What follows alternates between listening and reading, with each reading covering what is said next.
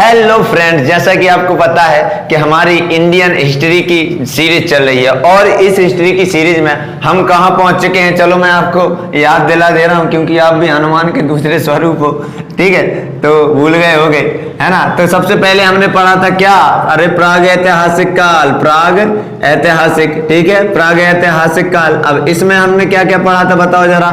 सबसे पहले पढ़ लिया था पुरापाषाण काल, पुरापाषाण काल, फिर मध्य, क्या पढ़ा था, मध्य, और फिर नव। इसके बाद सेकंड नंबर था आद्य ऐतिहासिक काल। क्या था, आद्य ऐतिहासिक काल। अब आद्य ऐतिहासिक काल कितने भागों में बटा हुआ है, दो भागों में। पहला था सिंधु सभ्यता, क्या था, सिंधु सभ्यता, और दूसरा था क्या, वैदिक सभ्यता, वैदिक सभ्यता। और इसके बाद तीसरा रहेगा जो अपन आगे पढ़ेंगे, ठीक है। ये कितने इतिहास काल है, ये क्या है, ये अपना ओरिजिनल इतिहास है, हालांकि ये भी ओरिजिनल ही है, ठीक है, मगर मेन अपन इसी को मानते क्योंकि इसके ज्यादा अपने पास साक्ष्य हैं, है ना। तो इसे भी तीन भागों में बांटा गया, आपको पता होगा, ठीक है। प्राचीन भारत, मध्य भारत और जो आधुनिक भारत है उसमें बांटा गया। अब इसमें से हम इनके बारे में हम पढ़ चुके थे, ठीक है। आज हम पढ़ेंगे किसके बारे में, सिंधु सभ्यता। मतलब हमारा आज से क्या स्टार्ट हो गया, आद्य ऐतिहासिक काल। तो यहां तक मैं समझता हूं कि आप सब समझ रहे होगे, है ना।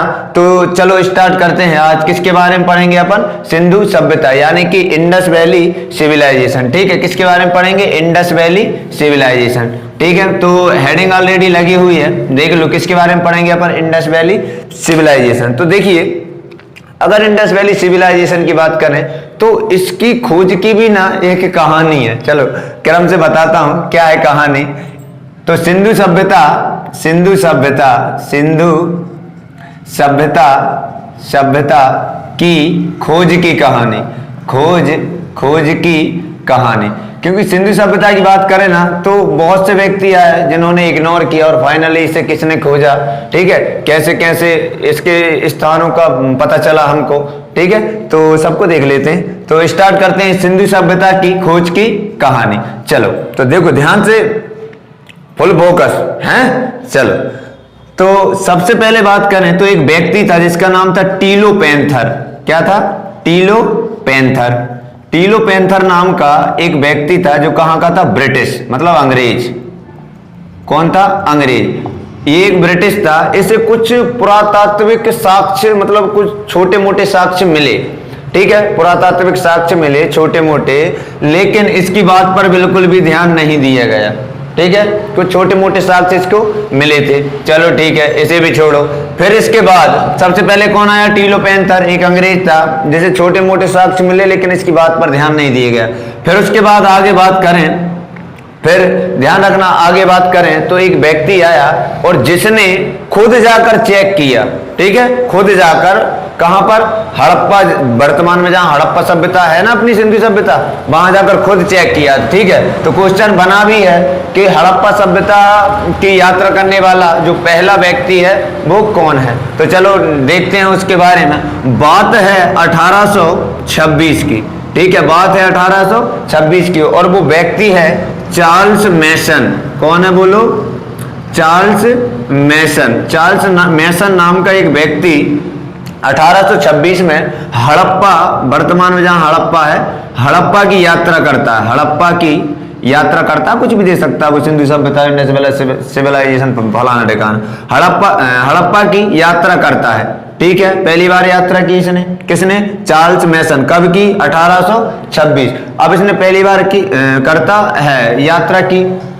अब यात्रा की और इसके बारे में, ठीक है, इसके बारे में एक पत्रिका को बताया। कब की बात है, इसके बारे में पत्रिका को बताया 1843 में। 1843 में एक पत्रिका थी जिसका नाम था narrative of journey, narrative of journey, ठीक है, नैरेटिव ऑफ जर्नी, ठीक है। इस पत्रिका को इसने पहली बार बताया कि कुछ मुझे ऐसे स्थान मिले हैं जो बहुत ज्यादा पुराने हो सकते हैं, ठीक है, और इसने बताया कि वह राजमहल है, ठीक है, और कहा कि वह राजमहल है। क्या कहा, वह राजमहल है, कहा कि बहुत पुराना राजमहल है। तो ऐसा इन्होंने बताया, चलो ठीक है, मान लिया। लेकिन ये तो 1843 की बात हो गई। 1843 से पहले ही, क्योंकि गए कब थे 1826 में, फिर उसके बाद बताया कब पत्रिका को 1843 में, लेकिन इससे पहले ही 1843 से पहले ही एक व्यक्ति और चला गया यहाँ पर, नाम था उसका अलेक्जेंडर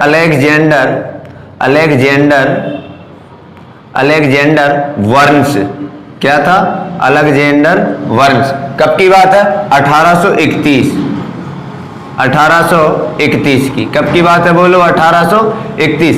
ये जो बंदा था ना, ये जब जा रहा था ना, जा कहाँ रहा था? सबसे पहले तो ये ध्यान रखना, ये जा रहा था पंजाब के राजा, उस समय पंजाब के जो राजा थे, पंजाब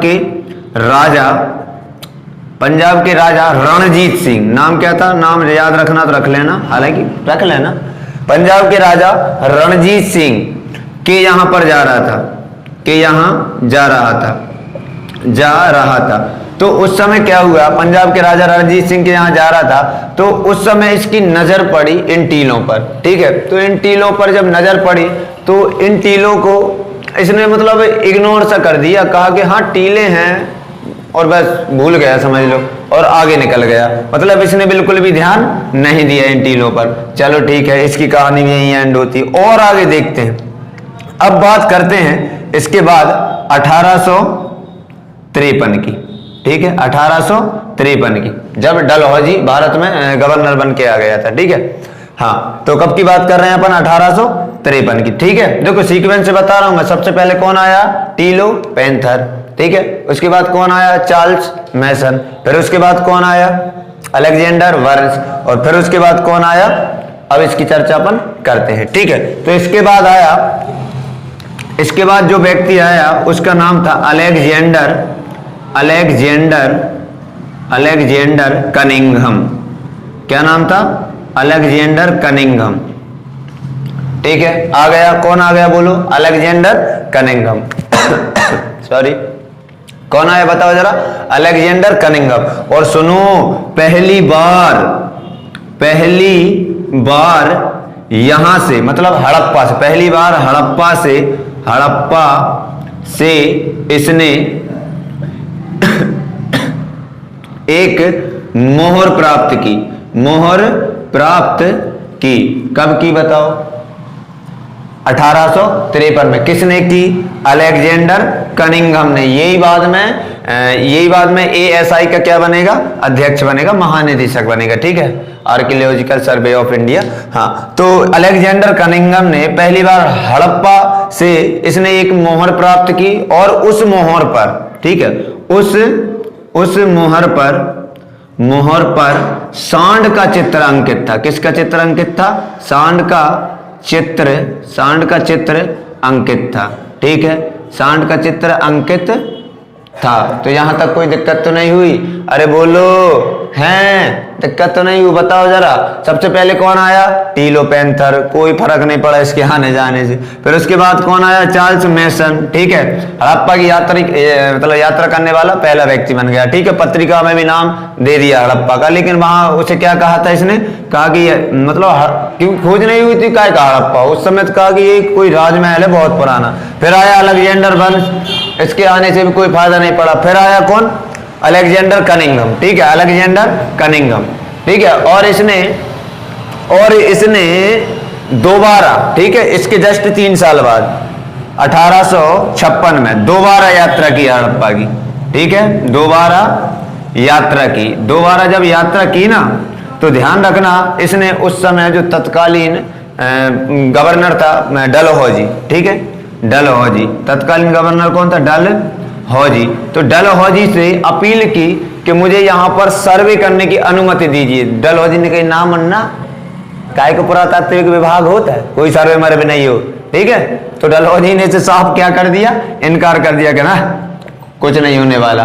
ठीक है, तो आप इसका स्क्रीनशॉट लो, फिर आगे मैं और बता रहा हूं। ठीक है, फिर आगे और चर्चा करते हैं इसके बारे में। तो चलो आगे चर्चा करते हैं। देखिए, बात है 1861 की। 1861 में क्या हुआ? ASI की स्थापना की। किसकी? ASI की स्थापना किसने की?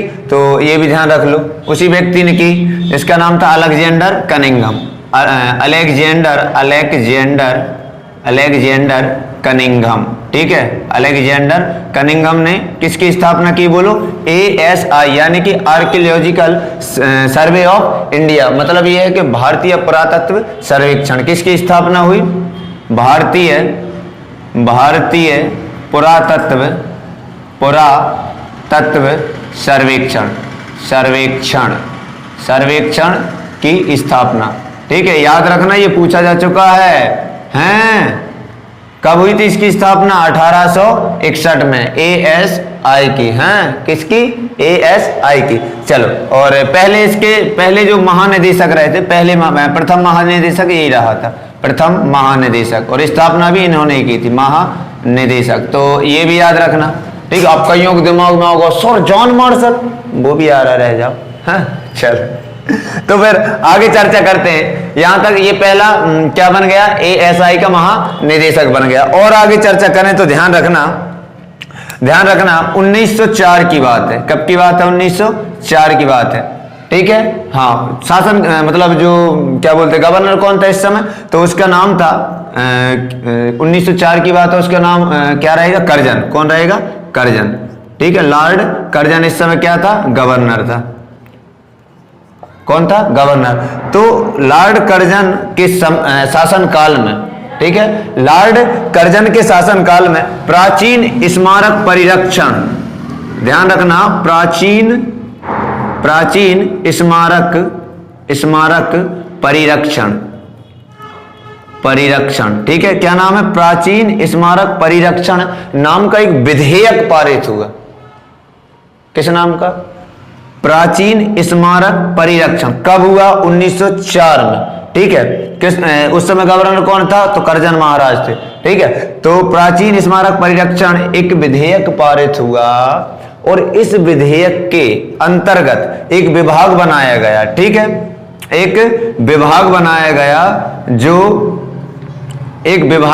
गया, इस विभाग के जो प्रथम अध्यक्ष थे, इस विभाग के प्रथम अध्यक्ष थे, उनका नाम था सर जॉन मार्शल। बोलो, सर जॉन मार्शल। ठीक है, अक्सर यहां पर लोग बाग कंफ्यूज हो गए हैं, तो कंफ्यूज अब मत होना। नहीं आया समझ में? यहां पर जो 1831 में स्थापना हुई वो किसकी हुई? भारतीय पुरातत्विक सर्वेक्षण विभाग की। और यहाँ पर विभाग नहीं, यहाँ पर सर्वेक्षण है सिर्फ। फिर उसके बाद विभाग कहाँ? विभाग की स्थापना कब हुई? हाँ, तो ध्यान रखना 1904 में हुई। किसके शासनकाल में हुई? कर्जन के शासनकाल में हुई। और उसका नाम क्या था? प्राचीन स्मारक परीक्षण। तो इसके जो प्रथम अध्यक्ष बने वो कौन बने? Sir John Marshall. Sir John Marshall ने, ठीक है, सर जॉन मार्शल ने 2 टीमों का गठन किया। कितनी टीमों का? सर जॉन मार्शल ने 2 टीमों का गठन किया। ठीक है, कितनी टीमों का गठन किया बोलो? 2 टीमों का गठन किया। पहली जो टीम थी, ठीक है, पहली जो टीम थी, तो और एक यहां पर थी दूसरी टीम। तो पहली टीम का नाम था राय बहादुर दयाराम साहनी, ठीक है, साहनी। और दूसरी टीम का नाम था राखल दास बनर्जी, ठीक है, राखल दास बनर्जी। ठीक है, ये 2 टीमें इन्होंने बनाई, 2 टीम बन गए, और इनसे कहा कि अब जाओ तुम वहां पर और अब करो खुदाई, जो भी मिलता है, क्या मिलता है, कैसे मिलता है। ठीक है, तो ये दोनों की दोनों टीमें गई, और दोनों की दोनों टीमें जब गई ना, तो सबसे पहले दयाराम साहनी को, ठीक है, सबसे पहले दयाराम साहनी को हड़प्पा नामक स्थान की, मतलब हड़प्पा नामक स्थान की जानकारी मिली। मतलब ये वो दिन है जब इतिहास, मतलब हमारी जो हजारों वर्ष पुरानी जो संस्कृति है वो अब दुनिया के सामने आई। मतलब सिंधु सभ्यता की खोज हुई। कब हुई? 1921। किसने की? दयाराम साहनी ने। ठीक है, और वो स्थान कौन सा था? हड़प्पा। पहला नगर कौन सा मिला? हड़प्पा। ठीक है, कौन सा मिला? हड़प्पा। और इन्हीं को मतलब सिंधु सभ्यता की खोज का श्रेय जाता है, किसको जाता है? दयाराम साहनी को। ठीक है, पहला नगर खोजा 1921 में। कब खोजा? 1921 में। और उस नगर का नाम क्या था? हड़प्पा। ठीक है, उसके जस्ट एक साल बाद राखलदास बैनर्जी ने दूसरा नगर खोज लिया। 1922 की बात है। ठीक है, उस नगर का नाम था मोहनजोदड़ो। ठीक है, क्या नाम था? मोहनजोदड़ो। ठीक है, तो यहां तक कोई दुख दर्द समस्या तो नहीं है? हाँ, कोई दिक्कत तो नहीं है? चलो आप इसका स्क्रीनशॉट लो, फिर आगे मैं बता रहा हूं कि सिंधु सभ्यता का विस्तार कहां से कहां तक है। ओके।